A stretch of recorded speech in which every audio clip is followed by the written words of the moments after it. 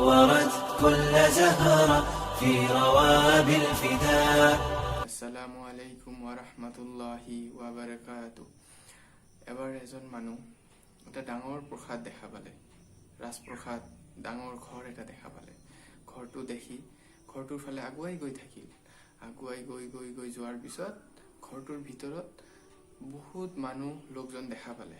সব আছিল তেওঁৰ গোলাম, কিন্তু তেওঁ প্ৰথম অৱস্থাত ধৰিব পৰা নাছিল। তাৰপিছত ঘৰটোৰ প্ৰথম অৱস্থাত ঘৰটোৰ দুৱাৰৰ ওচৰত যোৱাৰ পিছত সকলো মানুহে তেওঁক স্বাগতম কৰিব ধৰিলে। মানে চাকৰ যিমান ধৰণৰ মানুহ আছিল সকলোৱে তেওঁক আদৰণি জনাই ঘৰটোৰ ভিতৰত লৈ গ'ল। তাৰপিছত তেওঁ অনুধাৱন কৰিব পাৰিলে যে এই একচুৱেলি ঘৰটোৰ মালিক তেওঁ নিজেই। তাৰপিছত তেওঁ যি কৈছে তাৰ কথা মতে মানুহ উঠিছে, বহিছে, যি কৈছে তাকে শুনিছে। ঘৰখনত এজনো মানুহ পোৱা নগ'ল যি তেওঁৰ অবাধ্য কৰিলে। এজনো মানুহ পোৱা নগ'ল যিজন তেওঁৰ অবাধ্য কৰিলে। তাৰপিছত তেওঁ অলপ পিছত আগুৱাই গৈ থাকিল আৰু আগুৱাই গৈ থাকিল। ঘৰখনো বহুত ডাঙৰ, চাৰিওফালে ঘূৰি ঘূৰি দেখিব ধৰিলে। হঠাৎ দেখা পালে এটা টেবুল আছে, তাত খোৱাৰ টেবুল, ডাইনিং টেবুল।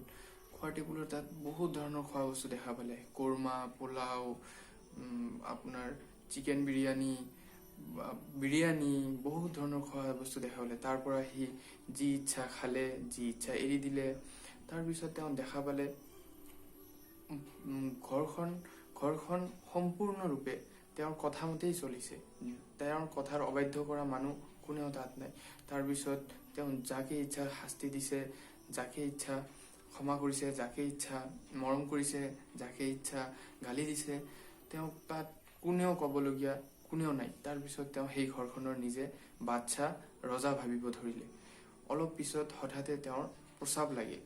প্ৰস্ৰাৱ লগাৰ পিছত তেওঁ বাথৰুম বা প্ৰস্ৰাৱগাৰ বিচাৰিলে। প্ৰস্ৰাৱগাৰ বিচাৰি দেখিলে বহুত ডাঙৰ এটা ৰাজকীয় প্ৰস্ৰাৱগাৰ, খানদানী প্ৰস্ৰাৱগাৰ। তেওঁ তাত প্ৰস্ৰাৱ কৰিব ধৰিলে।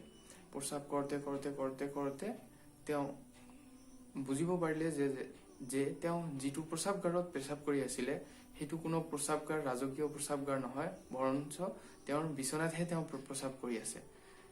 অৰ্থাৎ মানুহজন সপোন দেখি আছিল। তাৰপিছত মানুহজনে অনুভৱ কৰিলে, ইমান সময় মই যিবিলাক দেখি আছিলোঁ সকলোতো এটা সপোন আছিল। মানুহক মাৰিছিলোঁ, মানুহক মৰম কৰিছিলোঁ, আদৰ কৰিছিলোঁ, যি মন খালোঁ, সকলোৱে মোৰ কথা মতে উঠিছে, বহিছে, সকলোখিনি তেওঁ ভুৱা বুলি প্ৰমাণিত হ'ল যে মই এইবিলাকতো সকলো মিছা, মই সপোনহে দেখা পাইছিলোঁ। বন্ধুসকল, আমাৰ এই পৃথিৱীৰ জীৱনটো ঠিক একেদৰে মানুহৰ সপোনটোৰ নিচিনা। আমি ভাবোঁ এই পৃথিৱীত মোৰ চকু আছে, নাক আছে, কাণ আছে, হাত আছে, মোৰ মগজু আছে, মোৰ ভাবিব পৰা শক্তি আছে, মই যিটো ইচ্ছা সেইটো ভাবিম, মই যিটো ইচ্ছা সেইটো কৰিম, মোৰ কথাত মানুহে উঠিব, বহিব, মোৰ ডাঙৰ এটা ঘৰ থাকিব, মই যি ইচ্ছা তাকে খাম, যি ইচ্ছা সকলো এশো আৰামৰ জিন্দগীত থাকিম। মানে অকল পৃথিৱীলৈ ব্যস্ত থাকিম। মানে মোৰ যি ইচ্ছা। কেতিয়াবা এনেকুৱাও হয়, মানে আমাক যিজনে সৃষ্টি কৰিছে তেওঁৰ কথা স্মৰণ কৰিলেও এই সময় আছে, এতিয়াও বহুত সময় আছে, এই সময়খিনি মোৰ যি ইচ্ছা সেই কৰি লওঁ, সময় আহিলে এইটো কৰিম, সময় আহিলে নামাজ পঢ়িম, বিভিন্ন ইত্যাদি। কিন্তু এনেকে থাকোঁতে এদিন আমাকো এই পৃথিৱীৰ এৰি গুচি যাব লাগিব।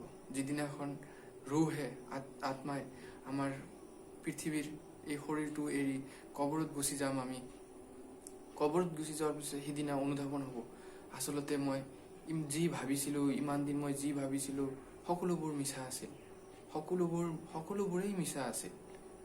মই এইটো কৰিম, সেইটো কৰিম, ইটো কৰিলোঁ, সিটো কৰিলোঁ, যিমান আছিল মোৰ কথাত মানুহ উঠিব, বহিব, যিমান মই পৃথিৱীত ভাবিছিলোঁ সকলোবোৰ মিছা, এই সকলোবোৰ সপোনহে আছিল।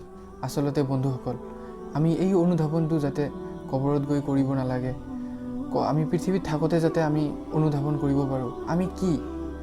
আমি আচলতে কি, আমি সকলোৱে কি আচলতে আমাক আল্লাহ সুবহানাহু ওয়া তাআলাই বিন্দু মাত্ৰ তৰল পদাৰ্থৰ পৰা আমাক উৎপন্ন কৰিছে। আল্লাহে কোৰাণৰ সূৰা সাজদা 32 নম্বৰ সূৰাৰ 8 নম্বৰ আয়াতত কৈছে সুম্মা জাআলা নাসলাহু মিন সুলালাতিম মিন মাইম মাহিম, তাৰপিছত তেৱেই মানুহৰ বংশ উৎপন্ন কৰিছে তুচ্ছ তৰল পদাৰ্থৰ পৰা। সেয়েহে বন্ধুসকল, আমি সকলোৱে এজন সকলো বান্দাই, আল্লাহৰ সকলো বান্দাই আমি এজন আল্লাহৰ আগত ফকীৰ। আমি যদি ভাবোঁ আমাৰ এই আছে সেই আছে, আমাৰ কথাত মানুহ উঠিছে বহিছে, এই সকলোবোৰ মিছা। কাৰণ আমাৰ পৃথিৱীত যিমানে নাথাকক কিয় আল্লাহৰ সন্মুখত আমি নগণ্য, আমি অতি নগণ্য, আৰু আমি আল্লাহৰ ওচৰত ফকীৰহে। আমি পৃথিৱীত যিমান সৰ্বশক্তিমান নহওঁ কিয় আল্লাহতকৈ সৰ্বশক্তিমান আমি কেতিয়াও হ'ব নোৱাৰোঁ। কাৰণ আমাৰ পৃথিৱীৰ শেষত আমাৰ ফাইনেল ডেষ্টিনেশ্যন এটাই, আমাক মৃত্যুবৰণ কৰিবই লাগিব। আমাক কবৰ জগত যাবই লাগিব। তাৰ প্ৰমাণস্বৰূপে আল্লাহে কোৰাণৰ সূৰা আল ইমৰান 3 নম্বৰ সূৰাৰ 185 নম্বৰ আয়াতত কৈছে কুল্লু নাফচিন জাইকাতুল মউত, প্ৰতিটোৱে প্ৰাণীয়ে মৃত্যুৰ সোৱাদ গ্ৰহণ কৰিবই লাগিব। সেয়েহে বন্ধুসকল, আমি যাতে পৃথিৱীৰ জীৱনটোত গাফিল হৈ নাযাওঁ, আল্লাহৰ দিনৰ পৰা গাফিল হৈ নাযাওঁ, আমি পৃথিৱীৰ মোহ মায়াত আবদ্ধ হৈ আমি যাতে সেই মানুহটোৰ নিচিনা নিজকে নাভাবোঁ। আমি যাতে ভাবোঁ যে ভাবিব বাধ্য হওঁ যে আমাক কোনোবা এজন সৃষ্টি কৰিছে, আমাৰ সৃষ্টিকৰ্তা আছে, আৰু সেইজনে হৈছে পৰম কৰোণাময় মহান সুবহানাহু তাআলা আল্লাহ সৰ্বশক্তিমান। তেওঁৱেই হৈছে আল্লাহ, যাক আমি আল্লাহ বুলি মাতোঁ, যাক আমি আল্লাহ সুবহানাহু ওয়া তাআলা বুলি কওঁ। তো আমাৰ ফাইনেল ডেষ্টিনেশ্যন কবৰত যাবই লাগিব, আৰু আমি অলপ ভাবিব কাৰণে বাধ্য হ'ব লাগিব, আমাক এই পৃথিৱীত কিহৰ কাৰণে পঠাইছে, আমাক এই পৃথিৱীত তেওঁক সেই আল্লাহক পাহৰি গৈ পৃথিৱীৰ জীৱনটো, পৃথিৱীৰ পইচা জব ইনকাম, অকল পৃথিৱী আল্লাহৰ আমি আখিৰাতৰ কথাৰ পৰা ইমান ভাবা আৰম্ভ কৰিছোঁ যে আমি আখিৰাতৰ পৰা দূৰত চলি গৈছোঁ। কিন্তু আচলতে আল্লাহে আমাক কিহৰ কাৰণে সৃষ্টি কৰিছে তাৰ প্ৰমাণস্বৰূপে আল্লাহে কোৰাণৰ সূৰা আজ-জাৰিয়াত 51 নম্বৰ সূৰা আয়াত নম্বৰ 56 কৈছে ওয়ামা খালাকতুল জিন্না ওয়াল ইনসা ইল্লা লিয়াবুদুন, আৰু মই জিন আৰু মানুহক কেৱল এইভাবে সৃষ্টি কৰিছোঁ যে সিহঁত কেৱল মোৰেই ইবাদত কৰিব। সেয়েহে বন্ধুসকল, আমাৰ পৃথিৱীৰ শেষত আমাক সেই কবৰ জগতলৈ যাব লাগিব, যাতে আমি আল্লাহৰ পিনে যাবই লাগিব। সেয়েহে বন্ধুসকল, আমি যাতে আল্লাহক পৃথিৱীত পাহৰি নাযাওঁ, আমি যাতে দ্বীনে ইছলামক পাহৰি নাযাওঁ, আমি যাতে সকলো কৰ্মক্ষেত্ৰত যাতে আল্লাহে বান্ধি দিয়া নিয়ম কানুন মতে আমি যাতে চলিব পাৰোঁ, তাৰ কাৰণে আল্লাহৰ আগত বেছি আমি যাব লাগিব, আল্লাহৰ ওচৰত আমি দোৱা কৰিব লাগিব। পৃথিৱীৰ যিকোনো সমস্যাৰ সমাধান, পৃথিৱীৰ যিকোনো নিজাববীয়া সমস্যাৰ সমাধান, যিকোনো পৰিস্থিতিতে প্ৰথমে আমাক আল্লাহৰ দ্বীনে ইছলামক আমাক স্মৰণ কৰিব লাগিব, আৰু সেই হিচাপে আমাক চলিব লাগিব। তাৰ পৰিৱৰ্তে আমাৰ এই গুনাহসমূহ হয়তো আল্লাহ সুবহানাহু ওয়া তাআলাই পৃথিৱীৰ গুনাহসমূহ আল্লাহ সুবহানাহু ওয়া তাআলাই হয়তো মাফ কৰি দিব, হয়তো আমি জান্নাতত প্ৰৱেশ কৰিব পাৰিম বুলি আশা কৰিব পাৰোঁ।